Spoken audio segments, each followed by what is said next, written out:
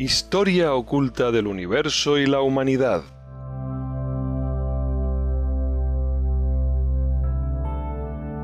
Hasta hace unos siglos, el origen del ser humano, así como del resto de seres y el universo mismo, se intentaban explicar a partir de las historias contenidas en los textos sagrados de las distintas religiones. Por otro lado, desde que el pensamiento del mundo académico empezó a tener más peso en la sociedad, se han descubierto diferentes aspectos sobre el pasado geológico de la Tierra, sobre el comienzo de la vida y sobre el origen mismo del cosmos. En muchos casos, las tesis que la ciencia plantea son diametralmente opuestas a las que mantienen las religiones de antaño, lo cual ha producido un enfrentamiento entre ambas posturas. Paralelamente, desde tiempo inmemorial, las enseñanzas esotéricas han transmitido de generación en generación ciertas historias en torno al origen del universo y la vida. Desde esta perspectiva, toda la creación es un escenario organizado para el desarrollo y evolución de la conciencia. Así, el Ser Supremo, al que muchas religiones llaman Dios o por cualquier otro nombre, sería el origen de todo ser, el cual se dividió en muchas individualidades, a las que llamamos espíritus, con el fin de obtener a través de ellas la experiencia y aprendizaje de su propia creación, y al final regresar de nuevo a sí mismo, con la experiencia en la densidad de la materia. En este sentido, desde el primer plano cósmico, en el que podríamos ubicar al Ser Supremo, han sido emanados en descenso 7 planos más, siendo el séptimo, desde el cual emanan otros 7, hasta llegar a nuestro mundo físico-material. Cada uno de estos planos es más denso que el anterior. La mayor densidad la tiene por tanto en el plano físico en el que nos encontramos. Cada uno de estos planos sirve para la manifestación de cada espíritu individual, y para ello dicho espíritu va desarrollando las envolturas o vehículos necesarios para cada plano. Por otro lado, el desarrollo de la creación viene dado por una serie de periodos cíclicos, 7 en total. Cada uno de estos periodos, a su vez, se subdivide en 7 épocas, cada una de las cuales también se dividen en 7 eras. Así, todos ellos tienen un carácter cíclico, con lo que el tiempo y la creación no son lineales, sino que principio y fin de cada uno, y del cosmos mismo, se unen en una incesante rueda que representa periodos de descenso a la materia y ascenso al origen divino, siempre en busca del aprendizaje por la experiencia. Regresando a estas etapas, los periodos son 7, llamados periodos de Saturno, solar, lunar, terrestre, de Júpiter, de Venus y el último, de Vulcano. Actualmente estamos en el periodo terrestre, en el cual la evolución llega a su máxima manifestación material. Cada periodo se divide en 7 épocas. En el caso del periodo terrestre, se dividen en las épocas polar, hiperbórea, lemúrica, atlante y aria, siendo esta última en la que nos encontramos actualmente, quedando aún 2 más por manifestarse. A su vez, la época aria se subdivide en 7 eras, que representan el pasado más cercano de nuestra humanidad, comenzando con la denominada babilónico-asirio-caldea, establecida en la zona de Oriente Próximo, pasando luego a la perso-grecolatina, luego a la céltica, hasta llegar a la actual, la teutónico-anglosajona, faltando 2 más por desarrollarse. El nombre que recibe cada era representa la cultura o pueblo de la humanidad que manifiesta un mayor protagonismo e influencia durante esa época, y la aria, que fue la primera en la antigua India, también se refiere al conjunto de toda la humanidad, sin distinción de etnia o pueblo. Antes de continuar, es importante indicar que los conceptos aquí manejados son difíciles de asimilar por la mente ordinaria, pues estamos hablando de temas que van más allá de la lógica y la racionalidad. De igual modo, los descubrimientos científicos apoyan algunas de las propuestas que la tradición esotérica propone, pero no todos. En cualquier caso, no se pretende que sean creídos, tan solo se exponen para darlos a conocer, tal como fueron transmitidos por los hermanos mayores de la Rosacruz. Volviendo al tema, estos ciclos son contemplados en diferentes mitologías y tradiciones de todo el mundo. Por ejemplo, los 7 grandes periodos vienen representados por cada uno de los días narrados en el Génesis. La tradición plantea que entre cada uno de estos grandes periodos se produce una gran noche cósmica, en la que todo se repliega de nuevo en la divinidad para, al acabar dicha noche, empezar de nuevo un día cósmico. En cada uno de estos días comienza una nueva oleada de vida, un gran grupo de espíritus que tienen como misión autorrealizarse, conocerse a sí mismos, a lo largo de la duración de cada uno de estos días cósmicos. Los espíritus que no lo logran, llamados espíritus rezagados, se les da una nueva oportunidad en el siguiente gran día. Como ya indicamos, dentro de cada periodo se producen a su vez 7 subperiodos, llamados revoluciones, en los que se recapitula de nuevo el ascenso y descenso por diferentes planos de existencia. Cada espíritu que forma parte de cada oleada de vida tiene la oportunidad de realizarse a lo largo de estas 7 revoluciones. En estas revoluciones se recapitula lo logrado en los anteriores grandes días. Cada época se divide en 7 eras, con lo que, en la actualidad, nos encontramos en la 4ª era teutónico-anglosajona, dentro de la 5ª época, aria, dentro a su vez del 4º periodo o gran día terrestre. Las épocas precedentes a esta serían la época polar, en la que la vida tenía una manifestación elemental, gran actividad mineral volcánica y magmática, y apenas vida molecular, en la que se configuró un primitivo cuerpo físico, base para los desarrollos posteriores. Esta fue una recapitulación del gran día o periodo de Saturno. En ella se configuró de forma rudimentaria la base del cuerpo físico del ser humano. La época hiperbórea es donde la vida comienza a desarrollar los aspectos de vida etérea, con lo que las formas vegetales primitivas van desarrollando gran crecimiento.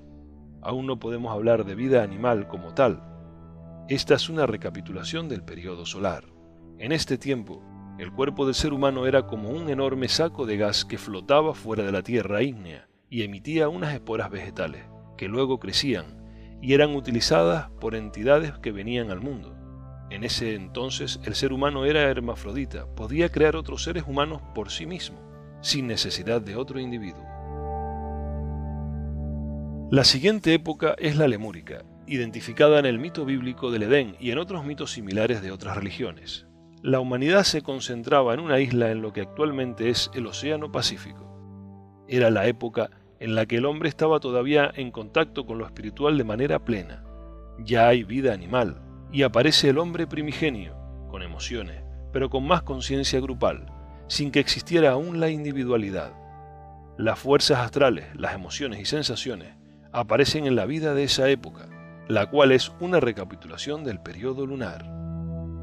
En esa época surge la separación de sexo. El ser humano comienza a diferenciarse en los 2 sexos que hoy conocemos, siendo necesario a partir de entonces la unión de 2, un hombre y una mujer, para procrear.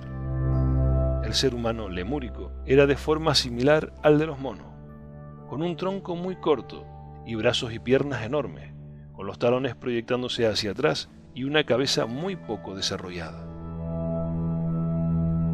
La época Atlante es una era mítica con gran arraigo popular. Dicha humanidad vivía en una isla en el centro del Atlántico Norte. Los primeros atlantes eran muy diferentes de todo cuanto existe hoy en la Tierra. Tenía cabeza, pero escasamente poseía frente. Su cerebro carecía de desarrollo frontal y su frente se inclinaba hacia atrás desde un punto que se encontraba sobre los ojos.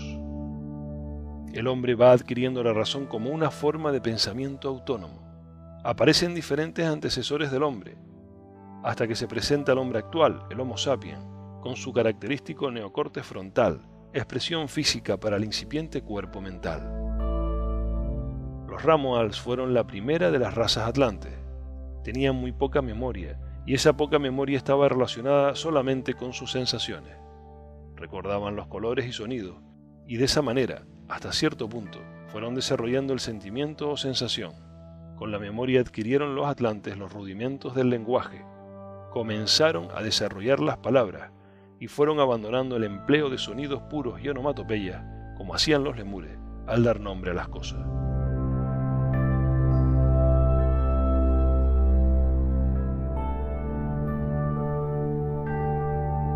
Los Tlavatlis fueron la segunda raza atlante. Estos ya empezaron a sentir su verdadero valor como seres humanos separados. Comenzaron a tener ambiciones y querían que sus obras fueran recordadas. La memoria se fue convirtiendo en un factor en la vida de la comunidad. Así empezó el culto a los antepasados.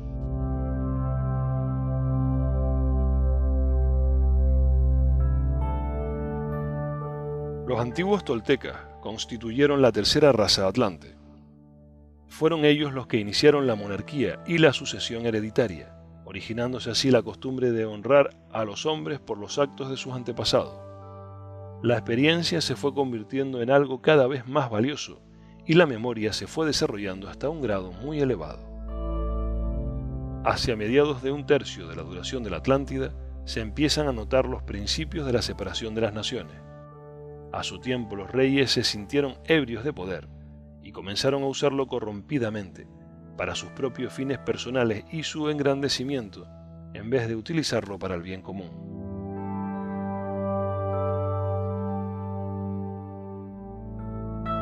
Los turanios originales constituyeron la cuarta raza atlante. Su abominable egoísmo se caracterizó por su vileza y erigieron templos en que sus reyes eran adorados como dioses. Los semitas originales fueron la quinta más importante de las razas atlantes, porque en ellos encontramos los primeros gérmenes de las cualidades correctivas del pensamiento. De ahí que la quinta raza semítica original se convirtiera en la simiente de los grupos de la gran cultura aria actual. Fueron los primeros en descubrir que el cerebro es superior al músculo.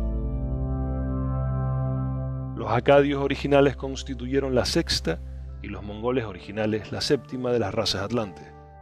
Ambas ramas fueron desarrollando las facultades de pensamiento más y más, aunque siguieron una línea de desenvolvimiento que se iba desviando de la ruta principal de la vida evolucionante. Tal como narra la tradición, conforme las espesas neblinas de la Atlántida se condensaban más y más, la cantidad de agua que iba en aumento fue inundando gradualmente los continentes. Esto, unido al deshielo, causó la destrucción de gran parte de la población atlante, así como las pruebas de su civilización.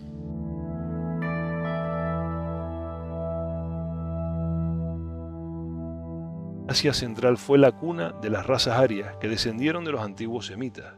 De ahí provienen todas las diferentes razas restantes.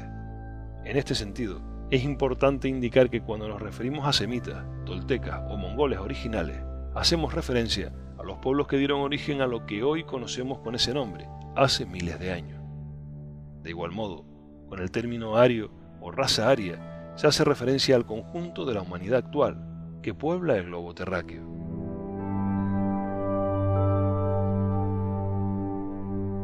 En relación a la humanidad actual, cada era ha representado un paso más en el desarrollo de la conciencia. En los tiempos más modernos, hemos llegado al extremo de la percepción materialista de la realidad. Mas poco a poco, sin perder la visión tan profunda que de la materia hemos logrado, el horizonte del ser humano se ampliará hacia otras percepciones más sutiles, pudiendo obtener conocimiento de los mundos superiores, logrando una percepción certera y completa de la realidad, en la que misticismo e intelecto, espiritualidad y ciencia encontrarán un punto común de unión. En este sentido, según las enseñanzas rosacruces, la mezcla de razas y culturas es fundamental para el futuro de la humanidad, pues así se diluirán las ideas de etnia, pueblo o país en pos de los ideales de fraternidad global de la humanidad.